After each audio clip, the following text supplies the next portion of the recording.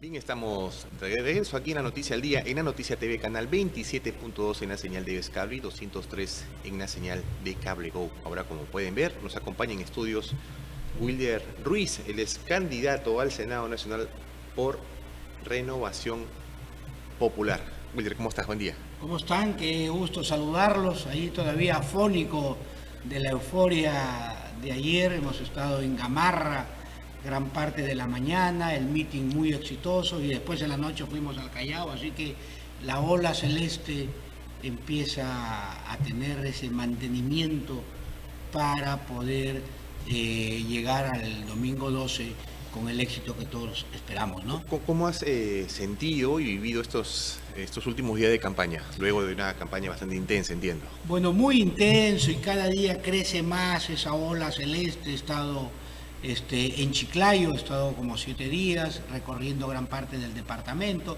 De ahí ya me he venido a Lima y ayer, como te comentaba, he estado en Gamarra, en ese centro del empresariado peruano, que Rafael tuvo unas palabras de aliento a todo el emprendimiento.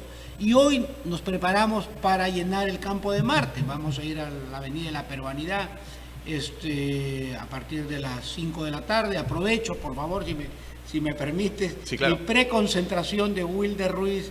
Estaré preconcentrándome con todos los limeños en la cuadra 10 de la Avenida 28 de Julio y de ahí caminaremos hacia el Campo de Marte. Así que el entusiasmo, tanto en Piura como en el resto del país y sobre todo en el extranjero.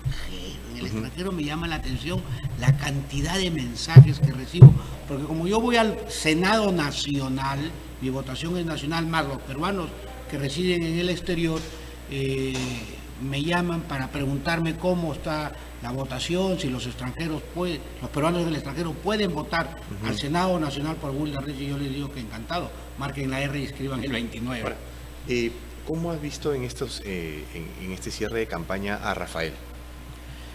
Bueno, lo he visto con mucho entusiasmo, es decir, ayer que he tenido la oportunidad de estar un gran momento en Gamarra, lo he visto con mucha fuerza, con mucha energía y sobre todo creo que a él lo alienta mucho esa espiritualidad que tiene, esa espiritualidad de hombre de bien, que sabe, que se comporta diariamente inspirado por su religiosidad y su fe en Dios. Eso lo motiva mucho, es decir, un hombre millonario, dejarlo todo, que podría estar en cualquier parte del mundo disfrutando, se ha comprado el pleito del Perú. Así que yo lo veo con mucha fuerza, con mucho entusiasmo para este domingo 12 de abril, ¿no? Ahora, Wilder, postulas al Senado, volvemos a un Congreso bicameral, ¿no? Para algunos era necesario volver a la bicameralidad por un tema de mejores filtros, de mejorar los filtros en las normas. Para otro sector no tanto, ¿no? Porque consideran que ya hay un número excesivo de parlamentarios y esto va a incrementar incluso el presupuesto del Parlamento.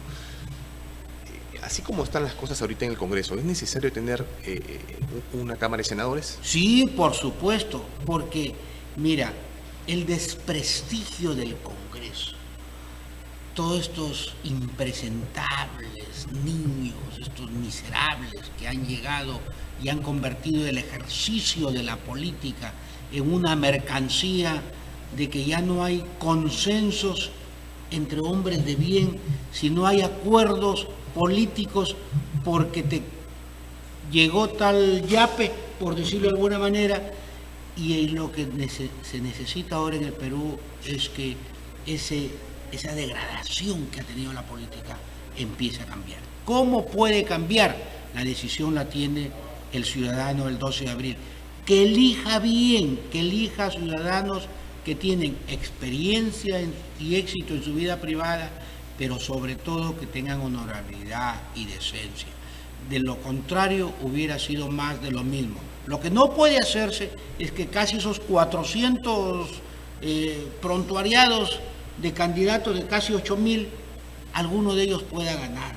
Entonces, si alguno de estos impresentables gana, no habrá cambiado mucho el país. Ahora, de eso se trata, ¿no?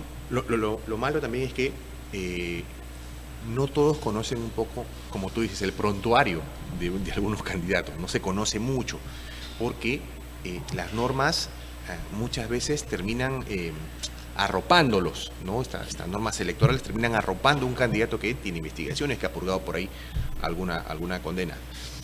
¿Habría que hacer alguna mejora, crees tú, en digamos, elevar un poquito la valla para elegir a no solo congresistas, sino también a presidentes? Mira, el gran culpable es en primer lugar los partidos políticos, los dirigentes que los llevan. Uh-huh. Ellos son los primeros culpables.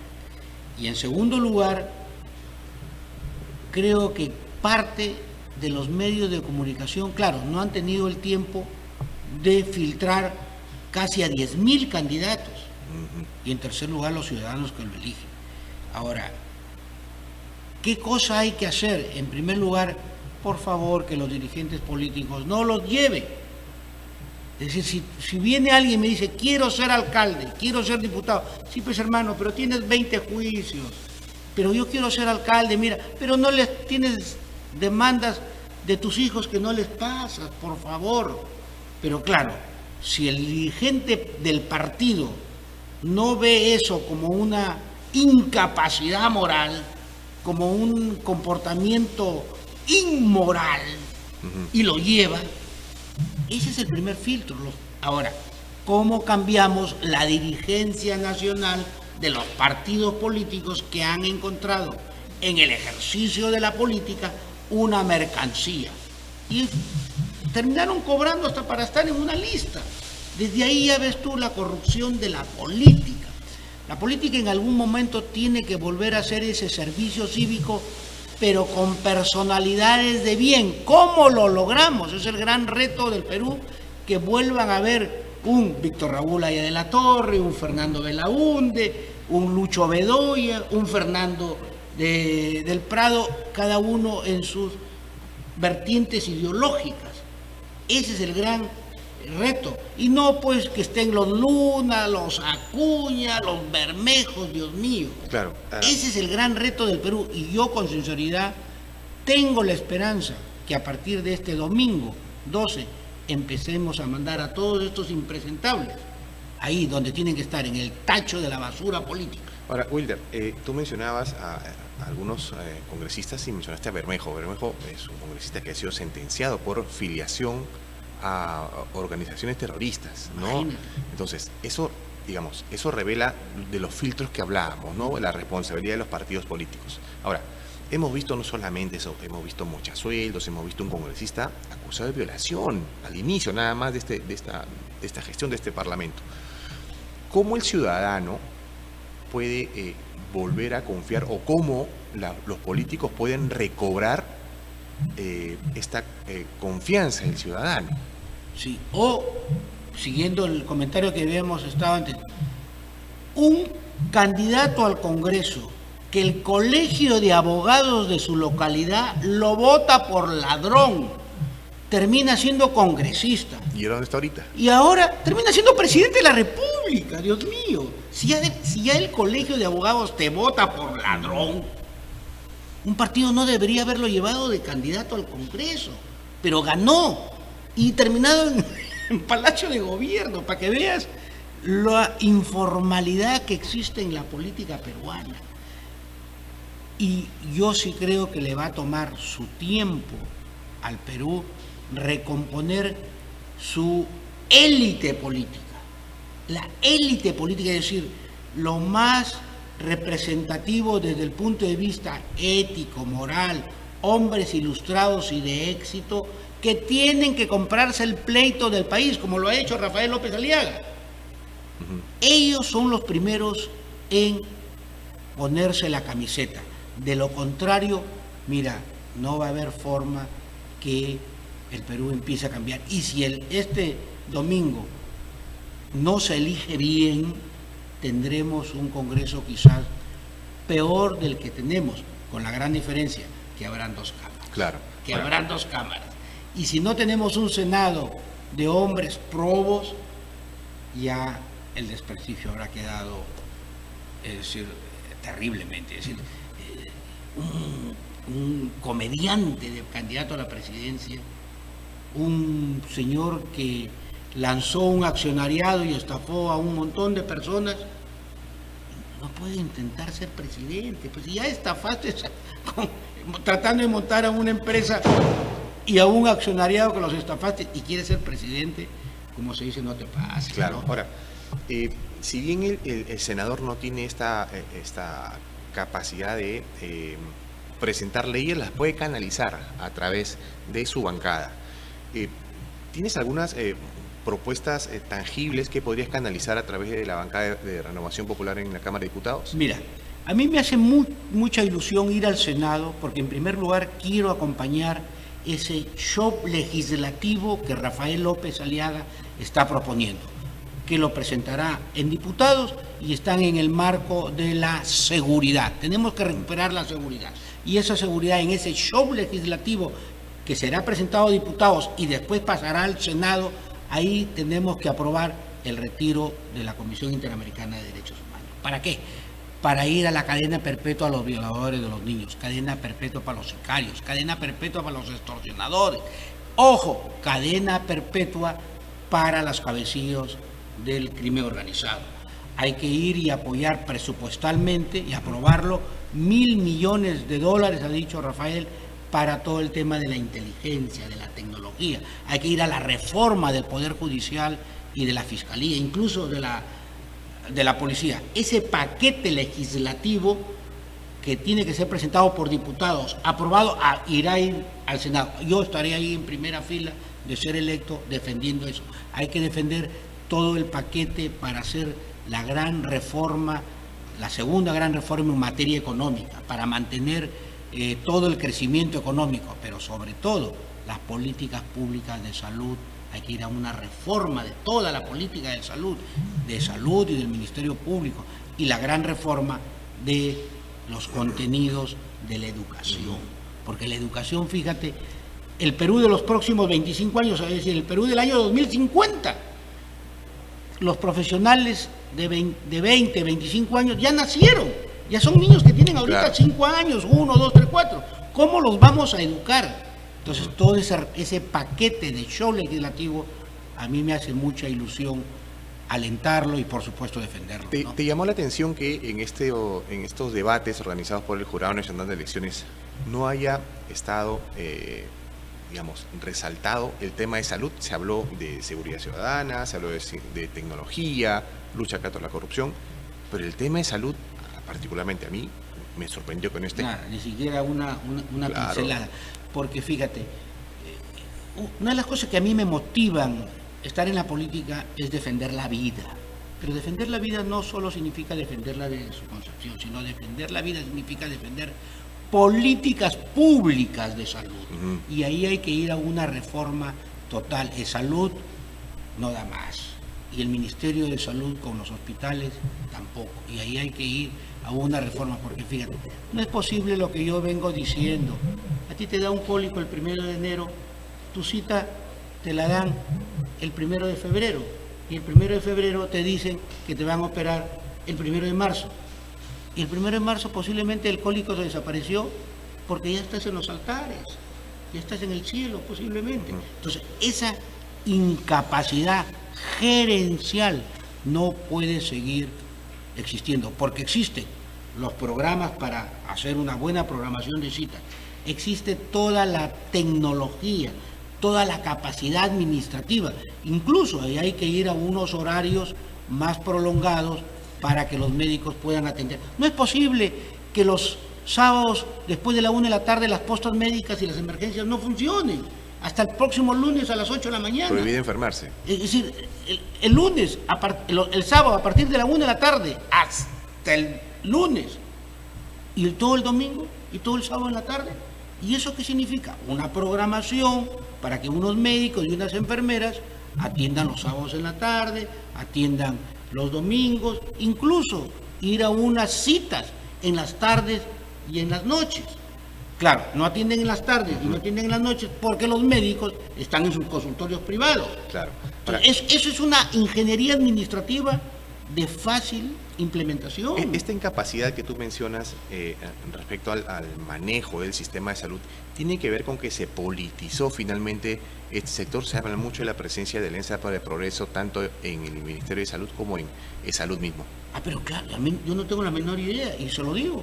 El señor Acuña encontró en todo el sector de la salud un botín político y no hay medicinas, no hay una adecuación para programar operaciones, vas y el tomógrafo está malogrado. Entonces, ¿qué te dice? Como el tomógrafo está malogrado, inmediatamente dice, pero en la esquina hay un señor, un médico que el tomógrafo está funcionando. ¿Por qué? Casualmente, ¿no? Casualmente. Es decir, la corrupción es terrible. Por eso nosotros estamos proponiendo, por ejemplo, venta de medicamentos genéricos en todas las farmacias. ¿Por qué determinadas farmacias no venden medicamentos genéricos? Y solo los medicamentos de marca, que posiblemente sean los dueños también de las farmacias. No, señor. Venta de medicamentos genéricos para los más pobres y en todas las farmacias. Es decir, políticas de salud para poder defender la vida de los peruanos. ¿Y crees tú que siempre se hablaba del centralismo que había, ¿no? Y una forma de combatir este centralismo fue la regionalización, ¿no? Formar regiones. ¿Crees que también el tema de las regiones no ha terminado funcionando por cómo está o por quienes han sido elegidos como autoridades en las regiones? No, ahí hay una combinación de muchos factores. En el fondo la regionalización es buena, hay que defenderla. Pero empezó mal porque, entre otras cosas, los gobernadores no dieron la talla de administrar una región. En segundo lugar, les pasaron muchas funciones y competencias, pero no les pasaron los presupuestos. Claro. Les pasaron los presupuestos, por ejemplo, en materia de educación, un poco en materia de salud, pero en materia del manejo de la infraestructura no les pasaron los presupuestos. Y muchos gobernadores no han dado la talla. Todo el sur del Perú de los últimos 20 años han sido gobernadores de izquierda. Han sido gobernadores de izquierda, de Puno, Huancavelica, Ayacucho, todo eso, y de la zona más atrasada. Teniendo los recursos, teniendo la plata. Hay 3.700 proyectos de inversión pública paralizados. 3.700. Muchos son pistas, veredas, agua potable, postas, que son la necesidad diaria. ¿Por qué están paralizados? Porque se ha judicializado o porque la burocracia ha hecho a propósito mal las bases. Entonces, lo que el Perú necesita es un gerente de primer nivel desde la cabeza, y esa calidad gerencial tiene que seguir bajando para poder dar ejemplo. En el Perú tenemos ejemplos de instituciones que funcionan muy bien. El Banco Central de Reserva. Claro, es un ejemplo claro. La Superintendencia de Bancos y Seguros. El mismo Ministerio de Educación, el Ministerio de Economía. El mismo Ministerio de Economía. Es decir, la meritocracia ha ido haciendo que varias instituciones funcionen. La misma SUNAT, la maldita SUNAT, como se dice. Te cobra, pues te cobra. No pagas, pero hay unos funcionarios que dan la talla. ¿Por qué no ha sido lo mismo en salud? ¿Por qué en otras instituciones? En el Poder Judicial. Es decir, el Perú tiene ejemplos de sectores públicos que funcionan muy bien, porque ahí ha habido meritocracia, ha habido conocimiento, y no ha habido unos pegadores de afiche que, como han ganado, le dices, oye, mételo a mi sobrino, hermano, ahí mételo, pero no es tuyo, hazme el favor, mételo. Eso no pasa en el Banco Central. Claro. Tú no vas a decirle a Julio Velarde, oye, mira, ahí tengo a mi sobrino que me ha ayudado en el mercado, haciendo mi campaña, mételo. No, pues, te manda a rodar. Sí, es verdad. Ahora, Wilder, para ir terminando, hace poco un amigo me decía, ¿no? Por todo lo que ha pasado en estos 5 años, me decía, imagínate que yo llegara y te traslado también la pregunta a ti, ¿no? Que yo me he quedado dormido 5 años, que estos últimos 5 años me quedé dormido o me fui a un lugar en el que no tenía ningún contacto con la civilización. Regreso al Perú y leo las noticias y veo que he tenido 4 presidentes en estos 5 años. Y recién me acabo de enterar. Y te pregunta, ¿qué pasó? ¿Por qué hemos tenido 4 presidentes? ¿Qué le contestas?